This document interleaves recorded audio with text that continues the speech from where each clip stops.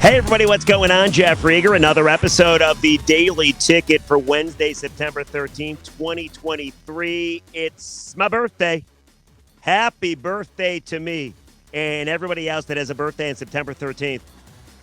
Man, am I old. I'm 48 years old. I never really thought I would make it to age 48. You know, when you're a kid, you hear a guy or a woman is 48 and you say to yourself, man, they're ancient. Now I think 70-year-olds are not even ancient. I hope to make it to 90, but I do feel old. Wake up in the morning, take a couple moments before I get out of bed. Got to go to the bathroom multiple times during the night. Yes, there's no question. I'm getting up there. But today is a day of celebration. It's my birthday. I should enjoy this day, correct? And I'm going to do so. After recording this podcast on this Wednesday, I got a big day. A big day. My kid's at school. My wife is out of town. I'm going to hit the driving range. I might play 9 holes by myself on my birthday. Is that sad? I think it's delightful. Then I'm going to hit Chipotle for lunch or dinner before I pick up my kid from school. Great order, by the way. Delicious chicken burrito, some extra rice, hold the beans, hot sauce, cheese, sour cream. I will go for the chips. I do believe they're free on my birthday. And it's my birthday. Did I mention that? So I want to talk about something that I want to talk about. Can we do that on the birthday edition of the Daily Ticket? And there's a lot to talk about. Mel Tucker, of course, still out at Michigan State. Michigan State, however, Harlan Barnett, the acting head coach, get ready to take on Washington. Michigan, still no Jim Harbaugh, get ready to take on Bowling Green. And the Lions, back in practice, ready to take on the Seahawks that lost to the Rams over the weekend. But I'm going to be selfish on my birthday because I want to talk about something that happened on Monday night. And that, of course, is Aaron Rodgers. 2 plays in, Rodgers blows his Achilles. Sounds like a pretty serious injury.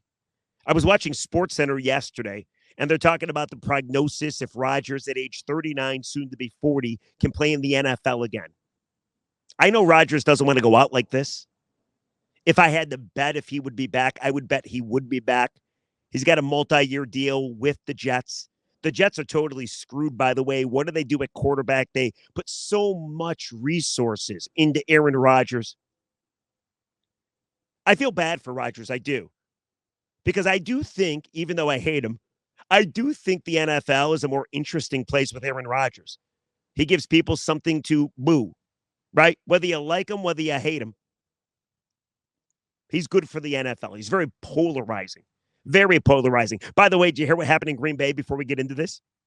A Green Bay bar was offering free beer if the Jets lose, if Aaron Rodgers loses. So when he got injured, everybody was so convinced, oh my goodness, the Jets are going to lose.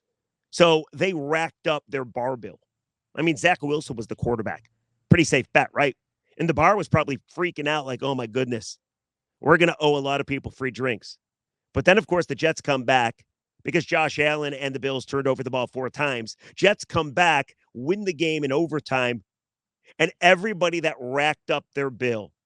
And by the way, we're also seen on camera cheering for the Aaron Rodgers injury. They all had to pay their bar bills. Probably thousands of dollars. I mean, people were drinking because they were so convinced Bills were going to win that football game once Rodgers went down. So I guess the moral of the story is don't root for a guy to get injured. Because if you are seen on video or you just root for a guy to get injured, then eventually it's going to cost you a big, huge bar bill. But that's not what this podcast is about. Sorry for the tangent. I thought it was interesting. It is my birthday. Did I mention that? I want to talk about something that interests me. Is that fair? And that is Aaron Rodgers. Aaron Rodgers at age 39, I don't know if he's going to be back. We've already talked about that. But when I was watching SportsCenter yesterday and thinking about the career of Aaron Rodgers, you know what popped in my brain? Once I got past the shock that he might be done, I thought to myself, holy crap. The Detroit Lions handed Aaron Rodgers his last loss. The Detroit Lions beat Aaron Rodgers to keep him out of the playoffs, his last ever game at Lambeau. The Detroit Lions beat Aaron Rodgers in his last ever game at Lambeau, his last ever game as a Packer, prevented him to go to the postseason. And also, Aaron Rodgers threw his last completed pass because Monday night he was 0 for 1. His last completed pass was a pick to Kirby Joseph. Aaron Rodgers has tormented and horrified and destroyed Detroit over the years.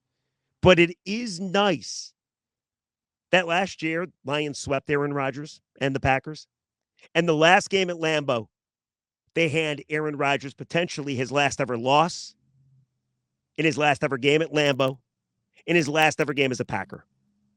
And again, his last ever completed pass was a pick to Kirby Joseph, a Detroit Lion. That makes me happy. On my birthday, that makes me happy. But then I start to think about like how Rodgers has killed Detroit over the years. And I'm a sick dude. I admit it. I keep track of stuff like this. I mean, I like to think most sports fans do, but maybe they don't. I keep track. I got a list of about 100 deep of Detroit Killers. You might be wondering what a Detroit Killer is. It's a player for an opposing team that no matter what team they play on, no matter if they're having a good year or a bad year, no matter if it's in the postseason or regular season, they always kill Detroit. Aaron Rodgers was one of those guys until last year. Like, I got examples. We're not going to talk about them. I'm not going to compile the list. Comment section below if you want to give me your Detroit Killer. But like Jim Thome destroyed the Tigers. Joe Creedy destroyed the Tigers. Nelson Cruz and David Ortiz destroyed the Tigers. Tyler Johnson and Maxim Talbot, they killed the Red Wings. What about Clint Capella, Thierry Rozier, the Greek Freak, Giannis, killed the Pistons. There's so many Detroit Killers, and I keep track of them all. One of these days, I'm going to write a book that nobody will buy. It's going to be labeled Detroit Killers. But since it's my birthday, and since this is a potentially happy story, because Detroit got their last laugh against Aaron Rodgers, the ultimate Detroit Killer, I'm going to take a stroll down memory lane. Because Rodgers, and I don't even know if people realize, he's got to be the most ultimate, horrifying Detroit Killer. Of everybody that I named, or maybe some people that I missed, and again, comment section below, feel free to name them for yourself. I think Aaron Rodgers, until last year, was the ultimate Detroit Killer. You don't believe me? I got stats to back it up. Aaron Rodgers against the Lions was 18-8. Take away those two losses last year, he was 18-6. He threw for 6,551 yards, 54 touchdowns to just 12 interceptions. His completion percentage was almost 65%. He also had 4 rushing touchdowns. That is the most rushing touchdowns of his career, more than any other team that he's played against over the course of his Hall of Fame MVP-laden career. Aaron Rodgers, one of the best. And he was one of the best in killing Detroit. Just an absolute killer. So what I thought we would do today, because it could be it for Aaron Rodgers, I thought we would take a stroll down memory lane. I thought we would remember the bad times because it makes the good times last year so much better. And we start with what I think most people think about when they think about Aaron Rodgers, the back and forth kind of thing. Remember that game? Thursday Night Football, Ford Field. The Lions were horrendous, by the way. They lost their first 5 games of the season, but then they won 3 in a row. They won 4 of 5, I believe. That game, and I know it sounds ridiculous, but that game was actually a chance for the Lions to go to the postseason. Later in the season, on Thursday night, it was on CBS. Lions go on a winning streak. They could have snuck into the playoffs, which is unthinkable considering they started 0-5. But then again, look at last year. They started 1-6 and still had a chance at the very end. Lions were up 23-21. And even if they weren't going to go to the postseason, it was a sold-out Ford Field on a Thursday night. It's always fun to kick Aaron Rodgers' ass, right? You remember what happened? There was that bogus face mask call on Devin Taylor. Didn't even touch the face mask of Aaron Rodgers. Time was expired, 0-0-0 all throughout the clock. Of course, the officials, because that's what they do against the Lions, they screw them. They gave Aaron Rodgers one more play. Aaron Rodgers launched a Hail Mary to Richard Rodgers. Rodgers to Rodgers for 61 yards and a touchdown. Jim Caldwell, the coach at the time of the Lions, didn't think Rodgers had a strong enough arm to throw the ball that far. So he put in his lateral defense. Thus, the back and forth kind of thing. He said he was expecting the back and forth kind of thing. When I think of Aaron Rodgers, that pops in my brain all the time. One last play, 0 ticks on the clock, hooks up with Rodgers from Rodgers, touchdown, Packers win. Thanks, Aaron. Demoralized crowd walking out of Ford Field. Absolutely brutal. But believe it or not, that wasn't even the worst of it.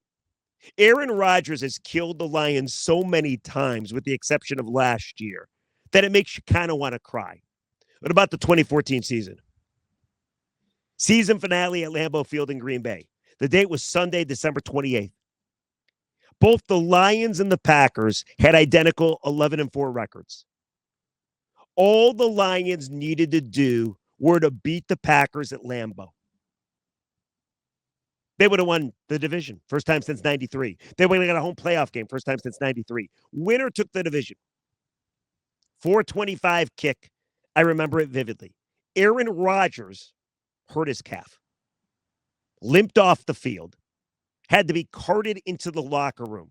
Matt Flynn, remember him? Oh, Detroit Killer, that guy. Matt Flynn, I think he just threw for another touchdown, by the way. Matt Flynn comes in, does absolutely nothing. Lions score 14 unanswered points. So they're down 14-0. Calvin Johnson and Matthew Stafford hook up twice for 2 touchdowns. It's a 14-14 game. Third quarter rolls around. It's snowing. It's cold. The boogeyman comes back. Aaron Rodgers limps back on the field. It was snowing. I remember this. First drive, he took the Packers 60 yards. Throws a touchdown to Randall Cobb. Green Bay led 21-14. Then he, on a bad calf, mind you, QB sneaked 1 yard through a pile into the end zone. 28-14, it was over. Lions smoked by a hobbled, hampered, injured Aaron Rodgers.